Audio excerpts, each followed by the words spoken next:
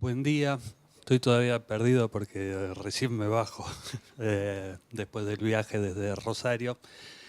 En primer lugar, agradecerles la presencia y la invitación para esta charla. Les propongo de algún modo que sea una charla dinámica. Voy a comentar algunas cosas, pero me gustaría que se sientan libres de poder participar, de poder hacer preguntas para que tanto Pablo como yo podamos aportar de algún modo nuestra experiencia o contarles un poco la forma de trabajo, pero probablemente sea más interesante cuando se genera algún tipo de diálogo y no una cuestión donde yo les pueda plantear y comentarles únicamente una forma de trabajo eh, sin tener relación o sin tener en consideración los intereses y las inquietudes que tengan ustedes. Eh, por, la- por lo que habíamos estado charlando, tengo entendido que el cuento, no sé si todos han podido leerlo, pero bueno, el cuento mío que tenían a disposición es El otro buen día. Es un cuento que tiene un buen tiempo, en el que el objetivo principal del cuento tenía que ver, o mi intención como autor, tenía que ver con poner en juego cuestiones metaliterarias que se involucraran en la narración para que la ficción de ese relato no fuera una cuestión que se cerrara únicamente en ese universo, sino expandir el universo del relato hacia universos ya conocidos previamente por los lectores. La forma más fácil que me parecía para poder acercar esto era utilizar personajes y obras que ya estuvieran al alcance de los lectores. Por eso la aparición a lo largo del relato de diferentes personajes y diferentes obras eh, que no necesitaran una explicación previa dentro de la obra, sino que la mención directa de esos textos pudiera remitir a los lectores de algún modo a ese universo previo que ya preexiste y que ya todos conocían. De algún modo, el argumento del relato habla de un personaje, Alfonso Buendía, que carga de algún modo con ese apellido que, que siente que lo condena, porque al formar parte de un universo, una especie de limbo de personajes literarios, era consecuentemente rechazado por todos los escritores porque ya lo veían muy parecido a un personaje que existía. La idea del cuento tenía que ver con metaforizar de algún modo esta cuestión probablemente de la ambición de trascendencia literaria, pero puesta en los personajes en lugar de puestas en los escritores. En lugar de escribir un cuento sobre un escritor que quería de algún modo trascender a través de la literatura, me pareció interesante poner que la ambición de trascendencia estuviera puesta en el personaje. El personaje fuera una especie de actor que quería aspirar a una película. Para eso, obviamente, lo que implementé en el relato fueron arquetipos que pudieran adaptarse a ese universo. El casting de musas, donde la seleccionan como si fueran actores de cine para una película. incluso utilizando a Huckleberry Finn, por ejemplo, como el personaje rebelde que se resiste a las obras que le tocan y que prefiere escaparse, utilizando de ese modo también una referencia a la obra, porque lo que hace Huckleberry en realidad es escaparse del autor, irse a navegar en balsa por el Mississippi, como en la novela. También hay otras referencias similares que son las de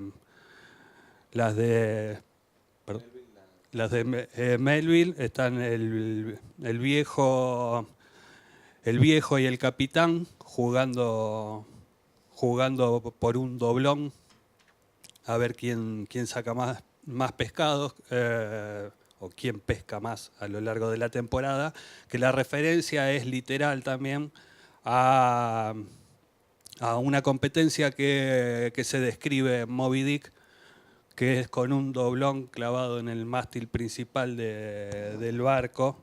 Ahora no lo recuerdo bien porque la novela sinceramente la leí hace muchos años. Creo que era al que avistara la ballena más grande, que el doblón estaba clavado en el mástil para recompensarlo.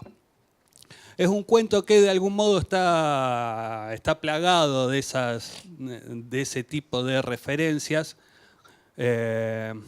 como una especie de juego que abra y expanda el universo propio de ese relato para llevar a los lectores hacia otro tipo de relatos. Yo suelo decir que me gusta pensar mi biblioteca como una constelación de libros que me van narrando en secreto los propios libros. Muchas veces un autor hace referencia a otras obras, a otros autores, a la cual después a mí me terminan llevando como lector. Leer una novela que hace referencia a otra novela que hace referencia a un autor, muchas veces me impulsa a buscar esa otra obra y a ir completando de algún modo esa constelación a la que me refiero, donde se van tejiendo universos de vinculaciones entre los libros. Me gusta de algún modo, o la intención de este relato particularmente, era jugar un poco con eso e invitar a los potenciales lectores del cuento a intentar recorridos similares.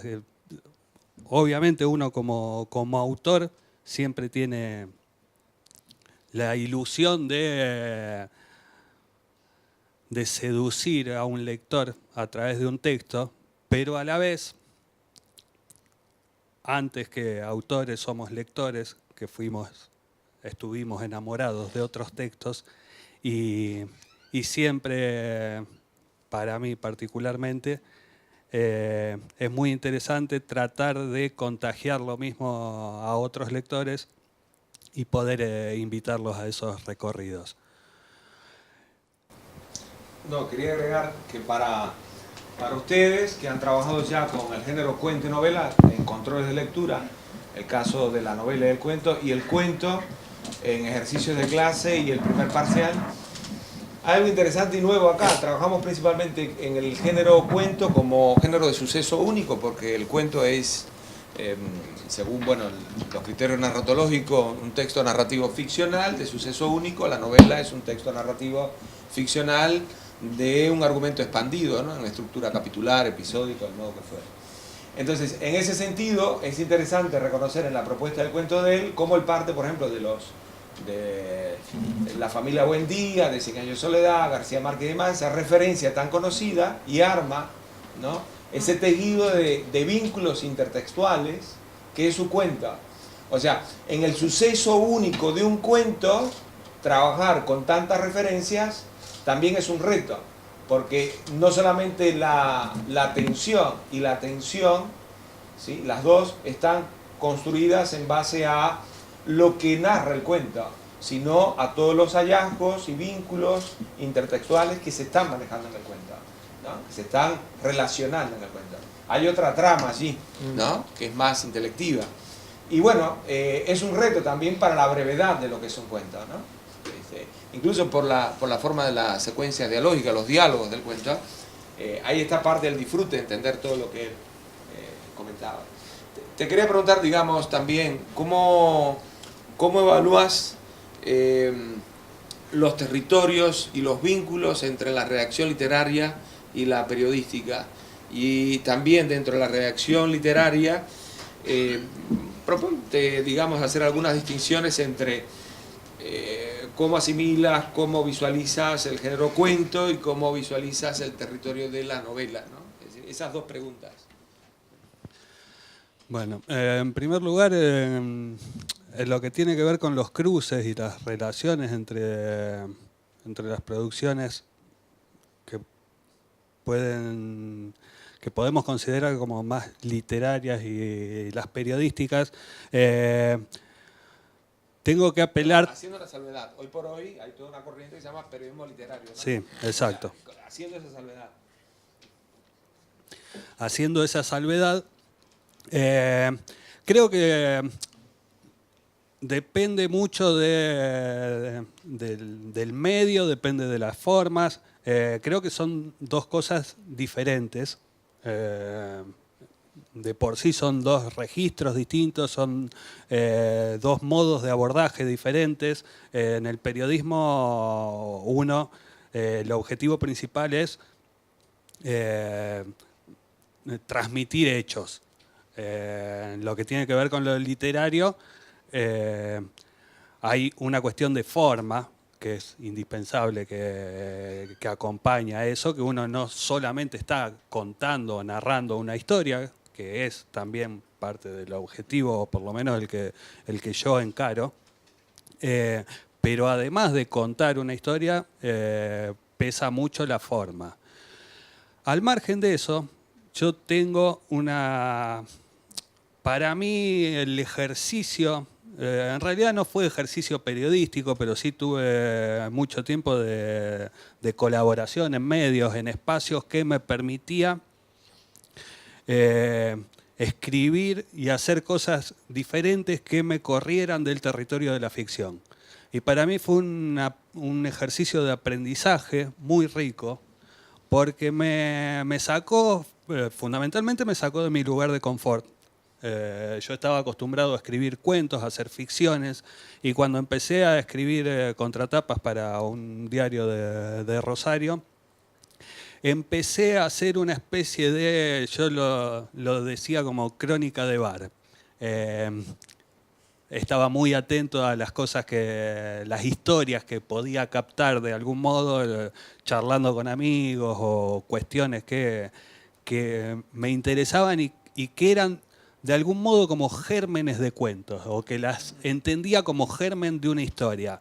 Y en lugar de trasladarlas al formato que yo estaba habituado del cuento, por cuestiones de espacio, por cuestiones de medio, por cuestiones de forma, lo que hacía era armar especies de crónicas en las que contaba esa historia y que a veces incluso llegaba a ficcionalizar situaciones de crónica para poder contar una historia que en realidad no me había pasado, pero uno llega a un punto donde las historias a las que puede acceder también son limitadas, y entonces para sostener ese ejercicio podía apelar a ese recurso. Para mí si bien son registros diferentes, formas distintas, tienen cruzamientos que son muy ricos. Y esto lo voy a mezclar con lo que me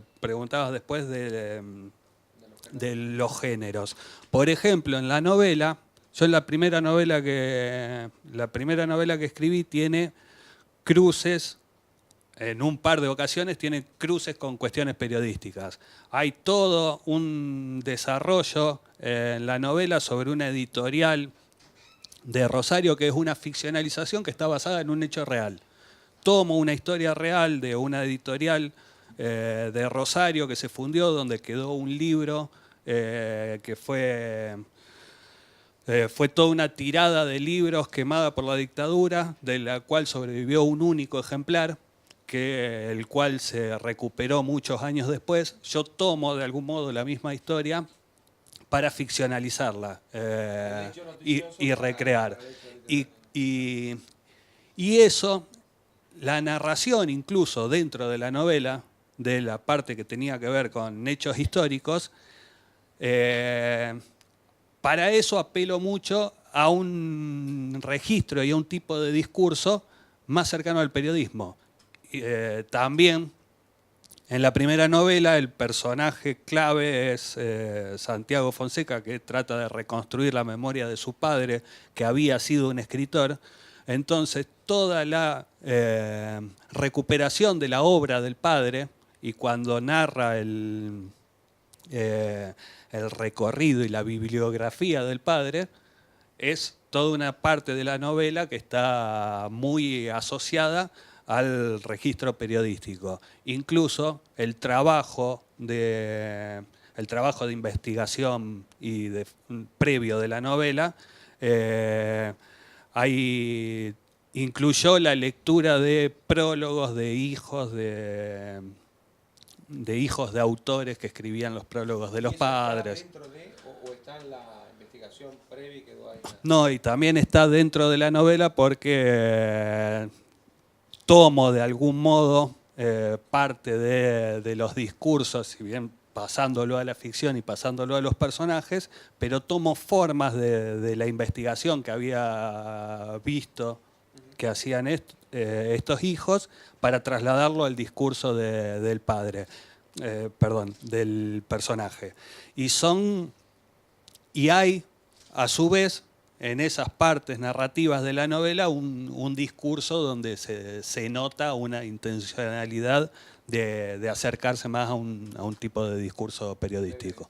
Bueno, eso es parte de lo que ocurre también en la novela contemporánea, ¿no? La novela hoy, en sus diferentes variaciones de sus géneros, tonos, estilos y demás,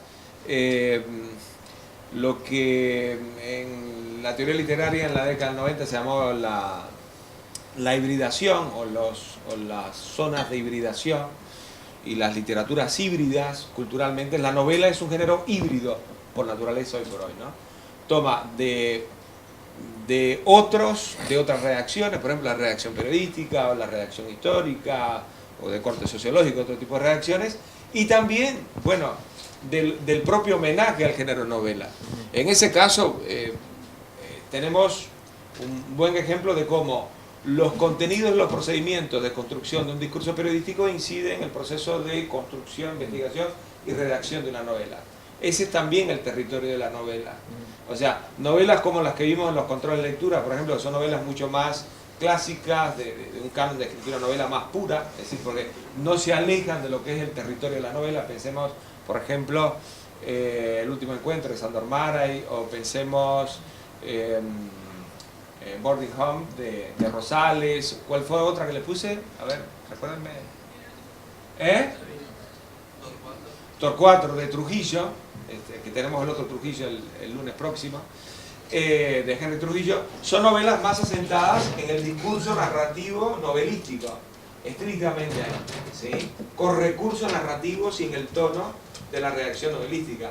La propuesta de él, bueno, tiene que ver más con involucrar en la novela otros procesos de construcción, otros recursos expresivos, como lo hizo al revés en los cuentos.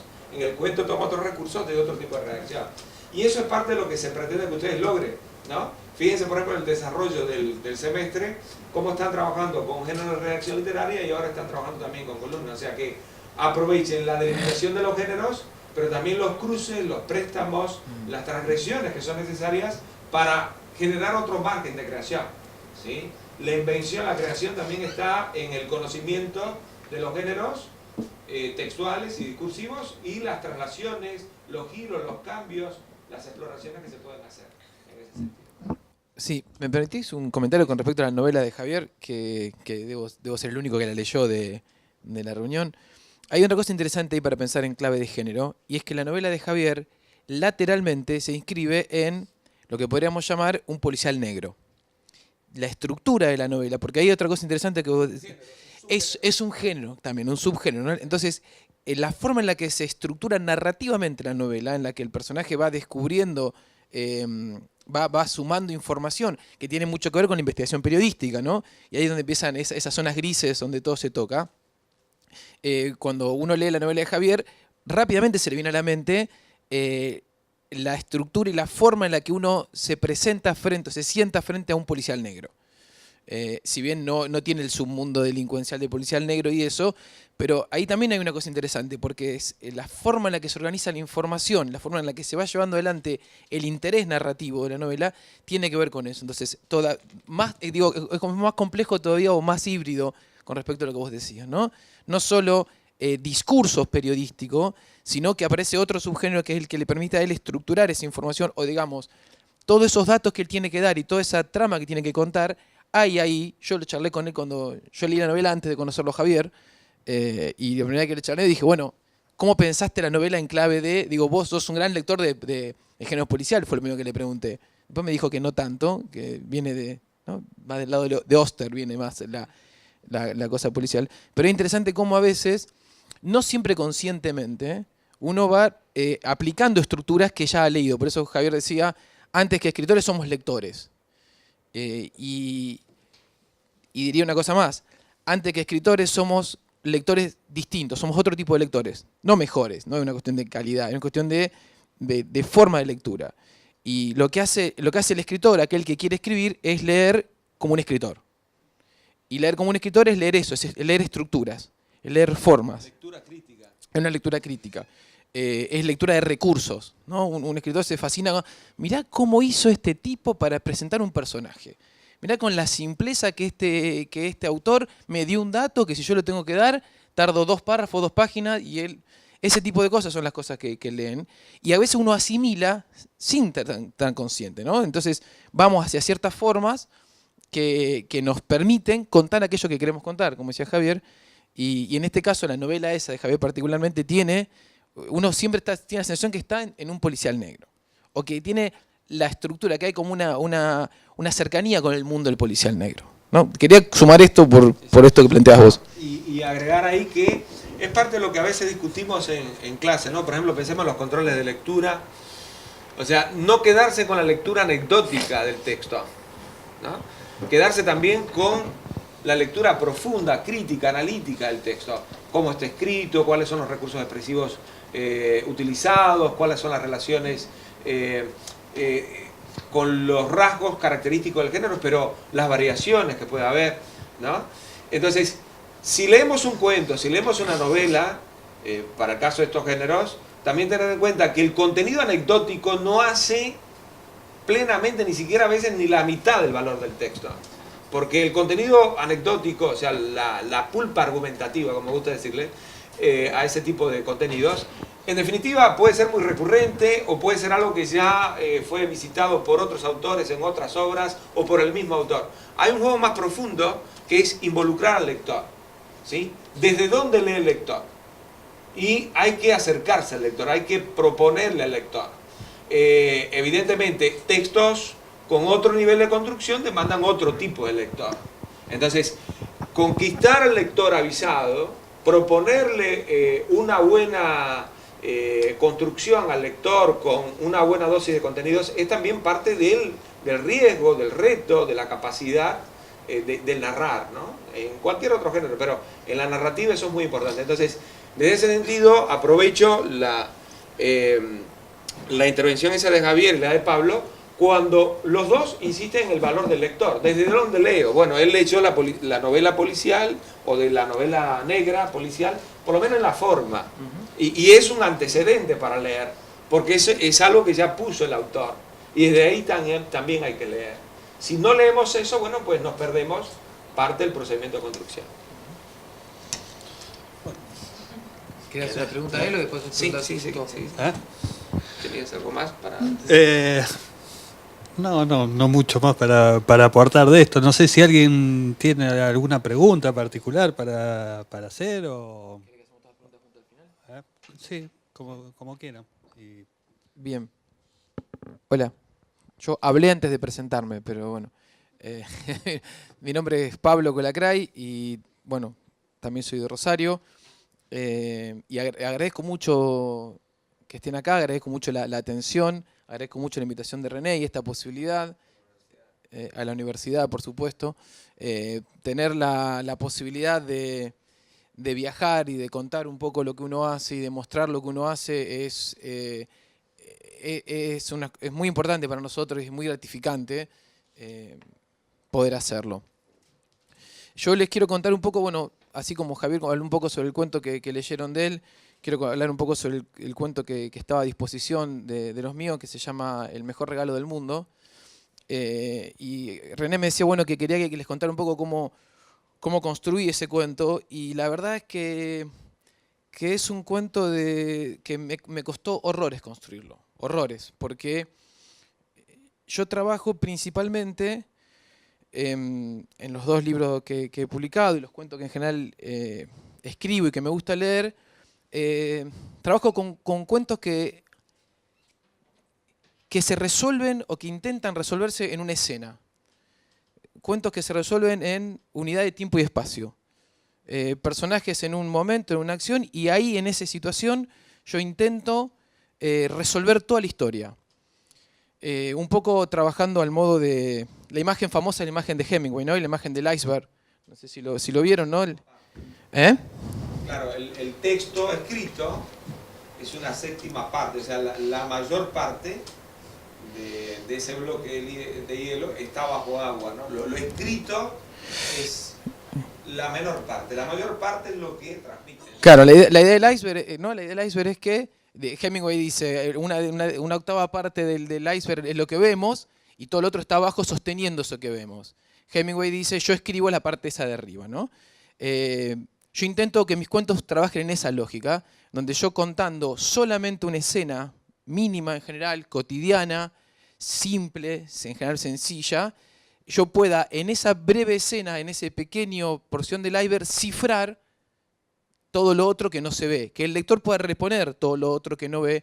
En general los conflictos de mis textos son conflictos muy menores, muy cotidianos, muy intrascendentes, pero la idea es que en ese conflicto liviano e intrascendente se cifre, uno pueda ver, el lector pueda reponer, como decía René, todo ese otro conflicto que no está en el texto.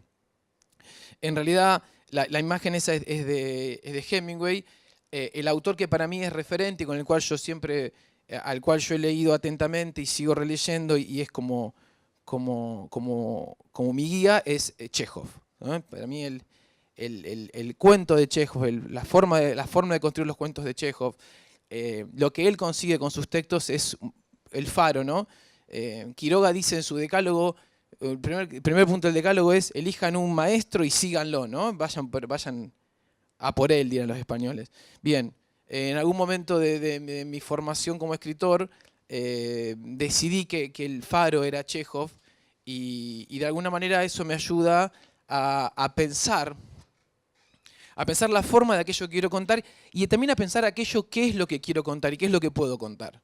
Otra cosa que un escritor en algún momento tiene que saber es qué cosas son las que puede contar y qué cosas son las que no puede contar, que están fuera de las posibilidades de uno, ¿no? Las propias limitaciones. Es como un futbolista, ¿no? Conocer sus limitaciones es fundamental para saber jugar.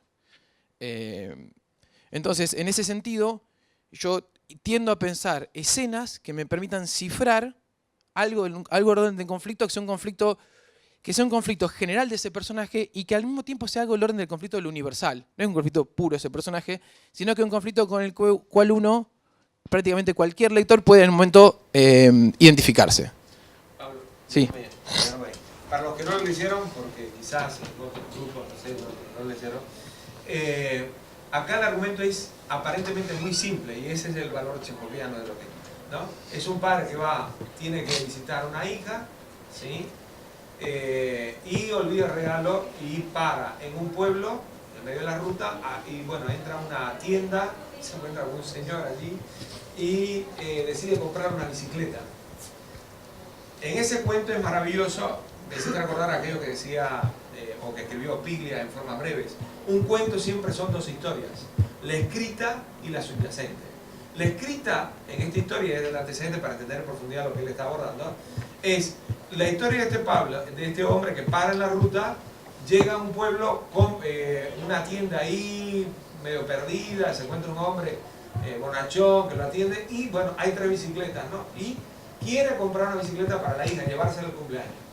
Pero tiene que llegar a una ciudad donde está la hija, que vive con la madre, que hay una relación de conflicto enorme, ¿sí? Y hay un criterio ético, y este es el valor, el mejor regalo, el título no es gratuito, de cómo, bueno, él toma determinadas decisiones de comprar o no esa bicicleta, y en todas las interpelaciones de la voz en off, de ese discurso que introduce allí de la madre, de la hija que no está, pero desde la ecuación temporal y espacial del hecho literario sí le permite ubicarla. Entonces, en resumen, para que él siga su intervención, la historia visible acá es la sencilla historia del padre que va a comprar una bicicleta en un pueblo para llevárselo a una hija que vive con la madre de un matrimonio destruido y una relación terrible, ¿sí? Pero cómo él se propone llegar con esa bicicleta y el valor simbólico que le da a ese regalo en el vínculo con su hija. Todo lo demás es lo que él está refiriendo también. Bueno, citaste el texto de Piglia, ¿no? Otro texto para mí canónico a la hora de pensar cuentos, ¿no? El texto de formas breves de las 2 historias y pensar cómo funcionan esas 2 historias. Y hago una pequeña digresión. Tiene que ver con lo que contaba Javier antes, ¿no? Cuando Javier dice, detecto una anécdota que me sirve, que me gusta, que la quiero contar. Voy hacia el cuento, tengo que cifrar 2 historias. Tengo que ir hacia la forma que me permita tener algo del orden de lo superficial y algo que está funcionando por abajo. No voy hacia el cuento, voy hacia la contratapa. La contratapa me permite contar la anécdota plana, porque eso es lo que hago, y lo dijo Javier, informo, le cuento al lector esta anécdota que yo viví. Cuando voy hacia el cuento, que es una decisión, es interesantísimo, porque es una decisión a priori y después es una decisión de forma. El camino hacia el cuento o hacia la anécdota o hacia la contratapa es una decisión de forma. Es cómo voy a estructurar la información dentro de este relato para que produzca un efecto u otro. Porque en definitiva la decisión de forma es la decisión de qué efecto voy a producir en el lector. Eso es la decisión que uno toma como escritor y que es tan importante tener en cuenta. Por eso René decía, no, el lugar del lector. Uno cuando está escribiendo es, bueno, ¿a dónde quiero llevar a mi lector? ¿Qué quiero que haga el lector con este texto? Si quiero que conozca la anécdota que yo escuché en el bar, me gusta mucho la idea de cuentos de bar, claro, entonces ¿yo qué hago? Entonces tiene esa cosa picaresca que se lee en clave de contratapa y que me permite trasladar una anécdota, informar. Javier usó el término informar. Cuando uno escribe literatura, no informa, porque la información es lo menos interesante. René decía, la pulpa argumentativa. La pulpa anecdótica, ya está, ya lo asumí. Eso, que es la pulpa anecdótica, es lo menos importante, porque lo que uno construye cuando va hacia un texto literario produce un efecto estético, un efecto sensorial, sensible. Hacia ahí van los textos. Y esa decisión para producir un efecto estético, sensorial, sensible, es de forma. Es un trabajo con la forma narrativa en tanto distribución de información, con la forma discursiva en tanto cómo suenan las palabras, con la forma de en qué lugar voy a dar el dato que tengo que dar para producir el efecto que quiero dar. Todo ese trabajo sobre el texto produce un efecto. Yo, como les decía, tiendo a pensar los textos en clave de una escena mínima, cotidiana, sencilla, que cifre un conflicto mayor. Lo que me pasó con ese relato, particularmente, creo que por eso también lo quiero tanto como el laburo que me dio, como Faulkner decía que uno quiere más a los libros que más trabajo le dan, ¿no? Es que yo, cuando me senté a escribirlo, 3 o 4 años antes de haberlo terminado, de ver que se pueda publicar, lo escribí cronológicamente. El padre se va a la ruta, se acuerda que se había olvidado de comprar la bicicleta, entra en un pueblo, está la anécdota, la escena con el que le vende la bicicleta, vuelve a la ruta, sigue, llega hasta la casa de la hija y la madre, y estaba la segunda escena. Y cada vez que lo leía me daba cuenta que entre que compraba la bicicleta y llegaba a la casa de la hija, el cuento se caía a pedazos. Tenía 2 escenas como 2 picos altos, pero tenía 2 grandes descensos, 2 tiempos muertos. Tiempo muerto en la mitad del relato es imperdonable para un cuento, sobre todo para un cuento breve. Entonces yo sentí en un momento que no podía contar estas 2 escenas cronológicamente. No había manera, porque si yo contaba una escena y contaba la otra, se me caía el cuento. En un momento, como siempre, un momento de producción, un momento dije, bueno, basta, no lo escribo, lo tiro. Y pasa a la carpetita de borradores. Uno tiene ¿no? Borradores, listo, ahí, ya está.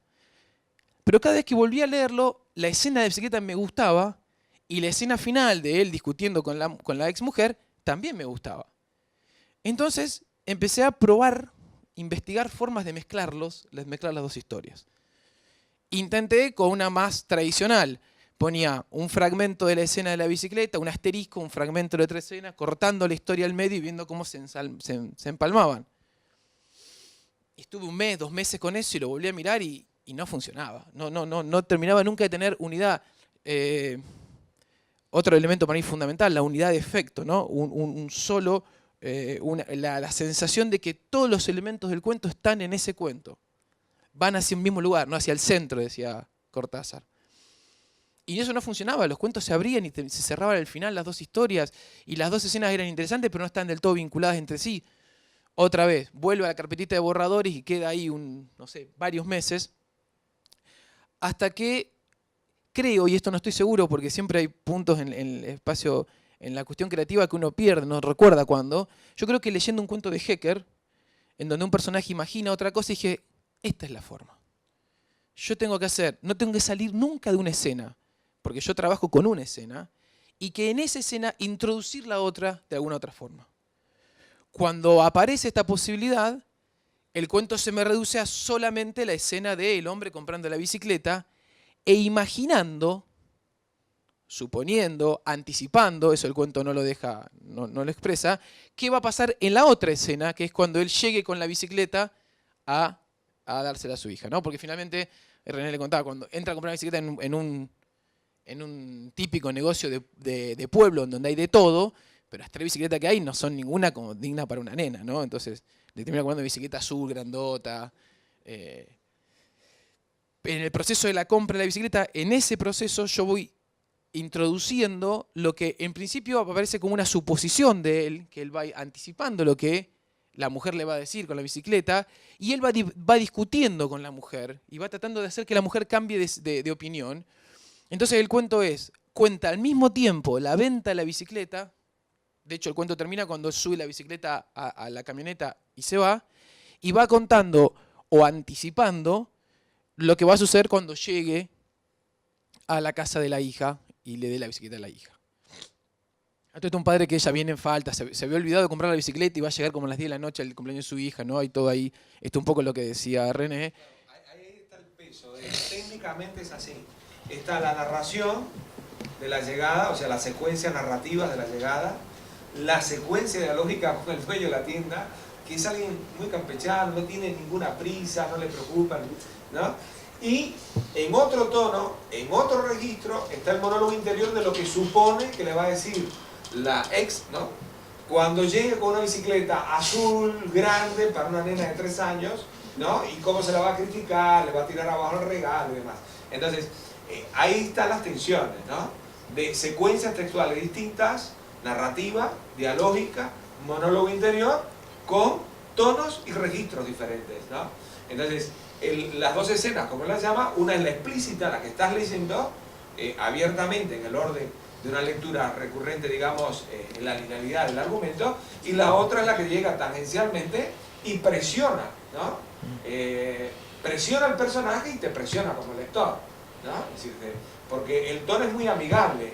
El narrador, personaje que va a comprar la bicicleta, tiene un buen tono, un tono como, el tono amigable de quien se va a dirigir a una hija, le lleva un regalo a una hija. Y del otro lado tiene un tono, digamos, opresivo, cuestionante, arduo, y nada, ahí está parte de esa tensión, ¿no? que está muy bien, ¿no? Sí, y ahora que lo escuchaba, otro tema que me parece que es importante es cuando uno está escribiendo un cuento, es captar cuál es el conflicto real del cuento. Acá Javier decía, bueno, uno lee, no sé si leyó en El otro buen día, que es un cuento divertidísimo, y Javier dice, claro, el conflicto real es la trascendencia. ¿no? Eso es lo que persigue el personaje y eso es lo que mueve todo el personaje. En mi caso, claramente, el conflicto es una separación en la cual una de las partes no está de acuerdo con esa separación, ¿no? Este padre sigue pensando que alguna vez va a volver a estar con esa mujer, ¿no? Y al mismo tiempo hace todo lo posible para no estar, ¿no? Entonces, ese conflicto, que es ese conflicto de pareja separada, es el conflicto que anuda el texto y es lo que es importante tener claro a la hora de escribir cuentos. Más allá de lo anecdótico, y vuelvo a esto, con lo cual yo coincido plenamente con René, porque lo anecdótico no construye la literatura, lo anecdótico no construye un cuento, porque uno puede con la misma anécdota contar 25.000 cuentos distintos. Más allá de eso, lo que uno debe tener en claro es esto: ¿cuál es el conflicto? ¿A dónde estoy apuntando con este texto? ¿Qué es lo que yo quiero que quede por abajo de la línea del iceberg, en clave de Hemingway? Y en ese sentido, en este texto en particular es eso, ¿no? Es una separación en la que uno de los personajes claramente quedó como más dolido de esa separación que el otro, ¿no? Y eso es lo que está cifrado. Yo les decía antes la idea de cifrar, ¿no? Esa separación, ese dolor por la separación, esa angustia, es lo que se cifra en la anécdota de un hombre en un pueblo comprando una bicicleta, que es una anécdota claramente menor y sin trascendencia. Pablo, hay uno de los rasgos del cuento que a mí me gustó mucho y está muy bien logrado, más por la brevedad que tiene dentro de la brevedad del género cuento y de ese cuento en particular, es el uso de las secuencias descriptivas, ¿no? Yo voy a recordar dos, no las puedo memorizar, pero sí las recuerdo nítidamente, porque esa es parte del valor de una buena secuencia descriptiva, cuando uno ya olvida las palabras, pero queda la imagen, ¿no? La transparencia de la imagen nítida que queda ahí de lo que uno leyó. Hay dos secuencias descriptivas, es una la del pueblo, ¿no? Donde están peleándose los perros que le ladran a la camioneta, el hombre cómo lo mira, saluda, te da la noción del tipo de vendedor que es. Llega un hombre a comprar una bicicleta y el hombre se detiene, deja de atenderlo y saluda a una mujer que pasa por la vereda enfrente. O sea, esos detalles descriptivos son maneras de inferir la información que sobraría si la escribiera, ¿no? Bueno, es un vendedor campechano, un pueblo que no le interesa vender mucho, ¿sí? Que tiene un alto grado de afecto con sus vecinos. O sea, en vez de decirlo denotativamente, lo connota con esa secuencia descriptiva. Y la otra que me gustó mucho es la descripción del portero del edificio, ¿no? Él presupone que el portero del edificio donde vivió, como ya no vive ahí, ¿sí? Lo mira de una manera, como si fuese un extraño, y nada, lo controla desde que pasa a la puerta, sube el ascensor. Bueno, es una manera de marcar cómo hay cambios de intereses en las personas, ¿sí? Y cómo determinados valores en otras se pierden y al cambiar de posición ya, bueno, dejas de quererte, de respetarte, de atenderte, de ser afable. En vez de decir eso denotativamente, lo transfiere directamente con la secuencia descriptiva. Breve, ¿no? Integrada incluso a la narración, ¿no? Sí, debo decir que no soy un autor que se detenga en las descripciones, casi no hago descripciones, en parte por lo que decía antes, por la cuestión de limitaciones, como no soy bueno describiendo, yo leo autores con, bueno, Javier tiene una capacidad descriptiva que me supera ampliamente, y parte de lo que intento construir es que la descripción tenga función narrativa, como decías vos antes, y que se funda en el texto. Y que en lo posible la descripción sea una cosa que uno asimile sin darse cuenta nunca que está leyendo una descripción. Por eso cuando dijiste la descripción de, dije, qué raro, si yo casi no... Y es esto, ¿no? Son estos elementos que al mismo tiempo que los estoy describiendo tienen una función narrativa. El portero del edificio, por ejemplo, a medida que él va imaginando, que él está comprando bicicleta, va imaginando lo que va a pasar, en su imaginación cada vez es mejor el futuro. Debe ser el único cuento optimista que he escrito. Porque él va creyendo que va a ser cada vez mejor. Y entonces ese portero que en el principio tiene una actitud hostil, al final tiene una actitud un poco más amable, en la imaginación de él. Y claramente esa descripción de la actitud de él, ese movimiento es una forma de inscribir en elementos concretos, visibles, palpables, sensaciones, emociones, estados de ánimo, ¿no? La intención, no en general, casi siempre cuando pienso en una descripción o cuando voy hacia la descripción de gestos o de escenarios o de lugares o de objetos, es tratando de ver cómo eso es capitalizado narrativamente. Es capitalizado en clave de mostrar, exteriorizar algo al orden de la interioridad de los personajes, que es eso tan difícil de trabajar, y que por otro lado, por el tipo de cuento que yo escribo, son cuentos exclusivamente de la interioridad. Porque la anécdota no tiene sentido.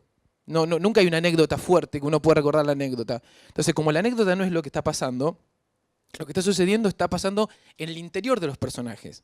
Pero eso que pasa en el interior de los personajes es lo más difícil de narrar, porque es lo que casi no se puede contar, no se puede decir. De hecho, decirlo es siempre antipático, es poco efectivo, se enamoró. ¿Y qué quiere decir se enamoró? No quiere decir nada se enamoró. Le dio mucha bronca. ¿Qué quiere decirle? Entonces, ¿cuál es el gesto? ¿Cuál es la acción? ¿Cuál es el cambio de actitud de ese personaje cuando se enamora? Cuando siente bronca, cuando siente odio, cuando está... Eso es lo que hay que tratar de captar. Eso es lo que hay que tratar de percibir. Y que cuando uno pone eso en el texto, el lector dice, ah, se enamoró. Ah, claro, tiene mucha bronca. Pero cuando yo lo digo, no tiene sentido. Porque, ¿qué es enamorarse para ese personaje? No es lo mismo que para mí o que para cualquiera de ustedes. Son cosas distintas. Nos enamoramos de forma distinta. Entonces, ese trabajo de exteriorizar y buscar elementos concretos para captar algo al orden de lo interior es la búsqueda, digamos, es la búsqueda de mis textos. Tono, porque tienen tonos distintos, por lo menos los cuentos que leí de ustedes parten de tonos distintos. ¿Cómo trabajan el tema del tono? No, el tono y registro, o sea, el registro y tono. Registro más en el vocabulario y el tono con el efecto, ¿no? del ánimo que genera el texto en el lector. Yo suelo decir que no me siento a escribir hasta que no encuentro el tono del texto. Muchas veces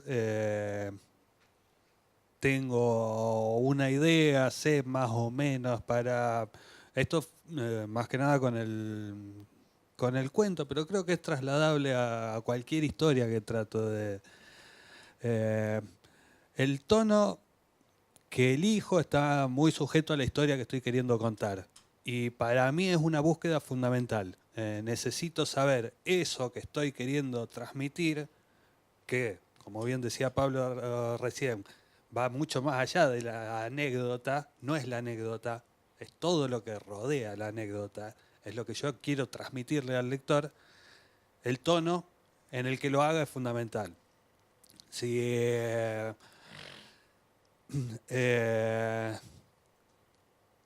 hay otros cuentos míos donde, bueno, también pienso a lo mejor en algunos cuentos de interioridad, como definiste, que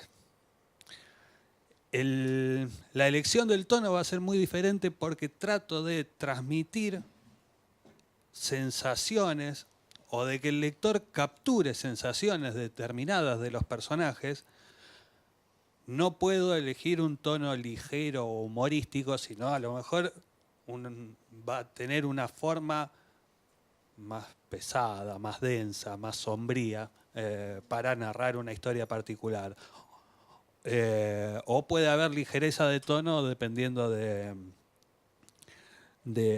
la historia.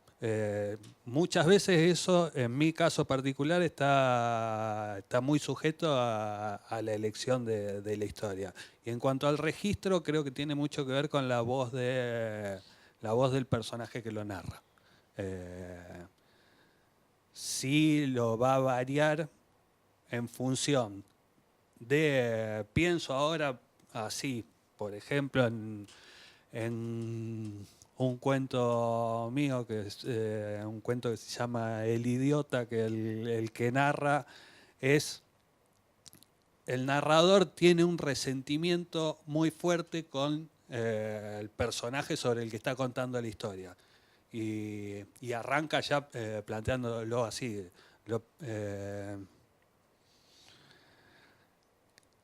Habla del personaje diciendo, hablando despectivamente de él, diciendo lo primero que nos dimos cuenta es que era idiota, marca una sensación despectiva incluso con el personaje sobre el cual está hablando, y el registro, más allá de los registros particulares de la forma del habla, hay también una toma de posición que tiene que ver con eso. Pero bueno, vuelvo a lo anterior. Incide mucho cuál es la historia que quiero contar para tomar ese tipo de elecciones o definiciones. Porque sin duda el tono y el registro son intangibles, pero en definitiva hace un valor muy importante en la capacidad persuasiva del texto narrativo, también en otros. Ahora en columna, bueno, el tono de la columna tiene que ver con el público, tiene que ver con el tópico, temas que van a abordar, ¿sí? O sea, tono y registro son intangibles, pero son efectos muy poderosos desde el punto de vista persuasivo, ¿no? Sí, a veces eso, ya prepara al lector en lo que dice Javi, ¿no? Si yo leo, lo primero que me di cuenta que era un idiota, no solo veo que el otro es un idiota, veo que el que está hablando tiene resentimiento, tiene bronca, y es un tipo que no tiene ningún problema en decirle al otro un idiota. Eso que se capta rápidamente, el lector lo capta sin que se lo digamos. Y todo lo que el lector capte sin que se lo digamos es lo más poderoso. Porque la literatura es una trampa, no es inmortal, pero es una trampa.